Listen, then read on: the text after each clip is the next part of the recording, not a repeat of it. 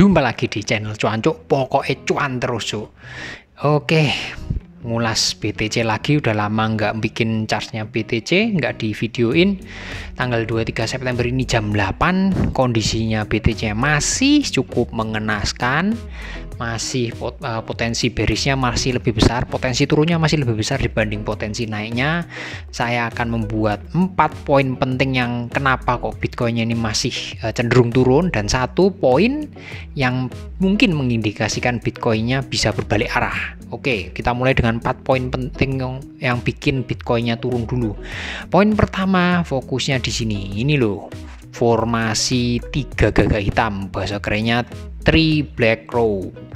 Di sini 1 2 3, waktu turun ininya naik ya. Nih, grafisnya volumenya naik. Itu formasi turun yang cukup kuat. Tapi untungnya ada ini, si hijau yang cukup tinggi gede ini.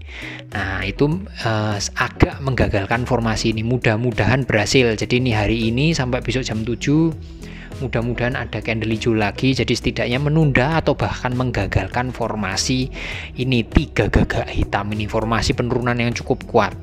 Poin pertama. Yang poin kedua adalah kalau kita lihat dari Fibonacci. Fibonacci diambil dari titik tertingginya 65 ribuan sampai titik terendahnya kemarin ya.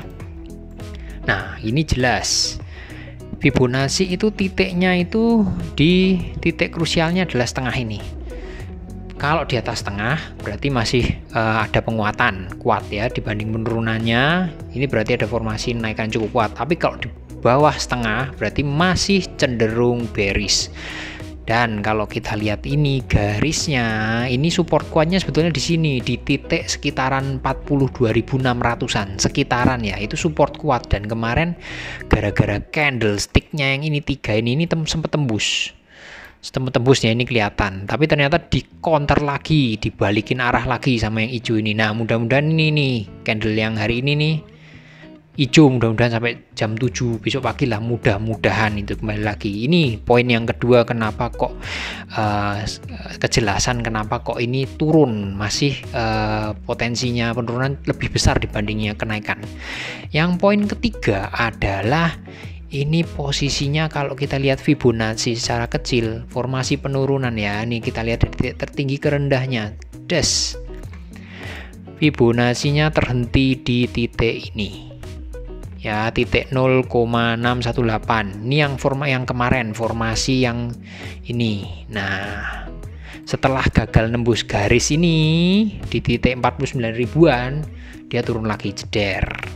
Kita cek, sekarang kita geser ininya. Kalau ini tarik turun ke bawah, terus ini kalau misalnya tidak ingin mengulang formasi yang sama, syaratnya harusnya dia bisa tembus di garis yang sama 0,618-nya. Nah, di sini di titik sekitaran 45.500. Kalau bisa break itu berarti setidaknya gagalin formasi yang ini. Jadi ada potensi naik 45.500 sekitaran itu, masih cukup jauh, masih 2.000-an USD sekarang dari posisi sekarang.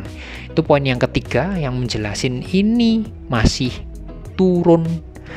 Poin yang keempat, poin keempat adalah RSI. RSI itu punya 3 titik penting, titik 70, titik 50 di sini, dan titik 30. Kalau 50 udah sampai ke 70 berarti sudah kebanyakan yang beli, overbought, overbuy, kebanyakan yang beli. Kalau yang di titik tengah ini titik peralihan. Kalau posisinya sekarang ada di antara titik tengah 50 dan 30, artinya masih cenderung bearish, cenderung di bawah, turun, belum bisa nembus titik 50. Kemarin ini nyoba ya di sini ya. Nah, ini di sini, ini gagal. Makanya syaratnya tadi 45.500, kalau bisa break mudah-mudahan ini naik, RSI naik, ada pembalikan arah meskipun mungkin masih sementara. Oke, itu poin yang ketiga. Poin yang ketiga, keempat berarti ya, keempat. Dan itu poin yang 4 poin yang buruk-buruknya. Sekarang kita lihat dari 1 poin terakhir yang mengindikasikan ada kemungkinan BTC-nya mudah-mudahan ada balik arah. Itu dari sekali lagi indikator akumulasi distribusi. Nah, kalau kita lihat di sini di gambar ini udah jelas ya, di gambar ini masih meskipun nggak terlalu tajam kenaikannya, ini dari titik ini masih naik.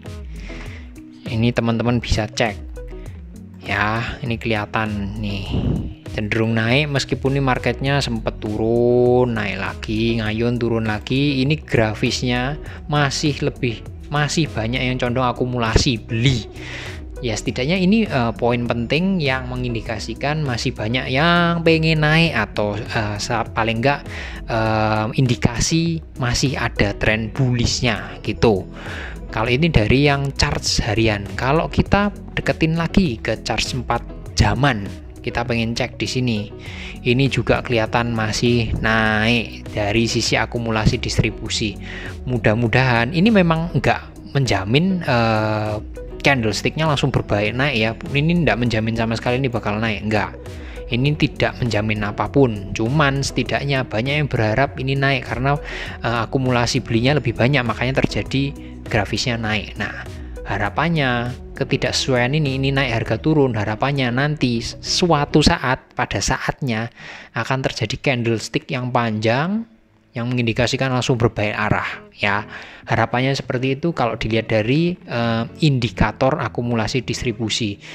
Ini semua yang dibahas di pembacaan chart ini di video kali ini itu semua murni dari pendapat pribadi saya. Tidak mungkin 100% benar, ya kalau benar ya luar biasa 100% ya. Ini murni dari pembacaan saya, gimana nanti di marketnya terjadinya seperti apa, harapannya sama persis bisa naik ya, segera bisa naik. Syukur-syukur ini waktu turun ini terjadi pembalikan arah yang cepat, intinya itu. Tapi tadi 4 poin yang menguatkan ini masih turun, dan hanya 1 poin yang masih bisa membuat market balik arah cuman dari indikator ini. Itu poinnya dari Bitcoin. Berarti bagi yang teman-teman yang lagi hold barang, sudah punya barang nyangkut, atau mungkin target penjualannya harganya belum terpenuhi, pengen take profit belum bisa, ditutup aja, nggak usah dilihat-lihat. Karena kalau teman-teman sudah beli, pasti sudah punya pertimbangan kenapa kok beli, mau dijual di harga berapa, pasti sudah punya pertimbangan sendiri. Tapi di market yang seperti sekarang cenderung turun atau bahkan datar aja, masih susah naik. Solusinya kalau teman-teman masih punya fresh money, belum kepake, yang kemarin-kemarin udah sempat jualan dulu atau malah cut loss, itu bisa kita pakai dengan yang namanya scalping, trading kilat, bahasa LE nyopet, karena cepat-cepatan.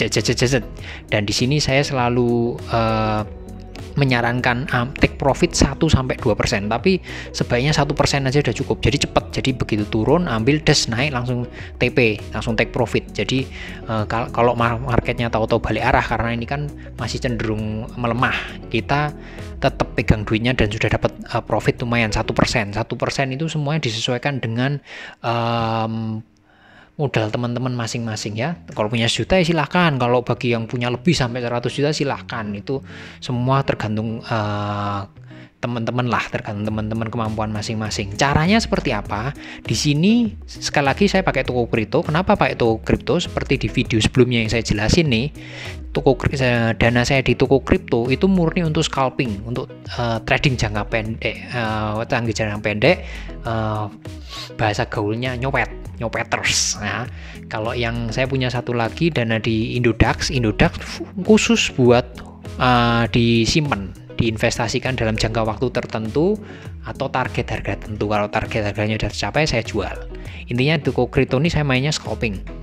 Dan di layar ini saya coba atur ini sedemikian rupa supaya kalau teman-teman buka di handphone itu tampilannya seperti ini. Ini saya sedang klik BTC USDT, time frame 5 menit karena kita mau nyopet, jadi time frame-nya yang kecil-kecil aja 5 menit. Di sini indikatornya saya ganti dengan RSI. Di handphone itu ada, kalau di chart seperti ini nanti di handphone bisa diklik sebelah kanan ada tulisannya indeks, diklik nanti pilih yang RSI, nanti keluar seperti ini RSI. Nah, caranya nyopet gimana? nyopet itu caranya, kalau yang saya terapin 1% ya, target 1%, bener-bener 1%, keuntungan 1% itu adalah kalau BTC-nya posisinya jangan di bawah 2 garis ini di time frame 5 menit. Posisinya jangan di bawah 2 garis ini ya, jangan di bawah 2 garis ini, bisa di antara 2 garis seperti ini di sini, atau malah di atas 2 garis seperti di sini. BTC ini hanya untuk patokan.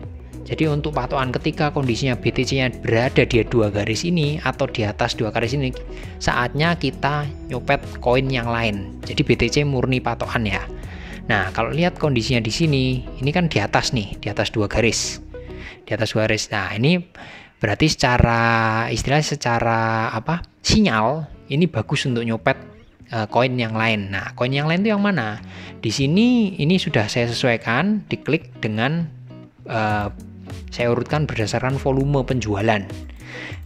Kalau di handphone nanti bisa diklik juga kok, ada diurutin aja berdasarkan volumenya. Jadi dari atas sampai ke bawah, yang atas yang volume transaksinya paling gede. Nah, pilihlah dari range 30 besar aja. Dihitung aja ya dari atas sampai bawah 30 besar. Pilihlah yang market cap-nya, pilihlah yang kapitalisasinya nggak besar. Jadi maksudnya kapitalisasi besar tuh jangan yang terkenal lah, market cap yang besar. Contoh BTC, ETH, BUSD, terus ada ini XRP, ada DOT. Ini jangan dipilih, BNB jangan pilih. Kenapa kok jangan dipilih? Karena nanti range harganya naik turunnya tuh nggak terlalu lebar, jadi susah mau ngambil keuntungan besar. Nah, kita ambil contoh ya, kalau lihat dari range ini kan ada banyak, ada soal AVAX. Ini bisa kita lihat dari AVAX misalnya, Avalanche. Nah, ini saya sesuaikan dulu supaya biar sama kayak tampilannya kayak di handphone. Nah, di sini kita mau ngambil keuntungan 1%. Kita langsung trial aja di sini ya. Kita ambil harga pasar. Tadi karena BTC-nya memang sudah pas saatnya ambil. Ini saya sesuaikan dulu RSI ya. BTC-nya udah ada di garis, sinyal dari BTC saat untuk ambil. Kita langsung trial di sini.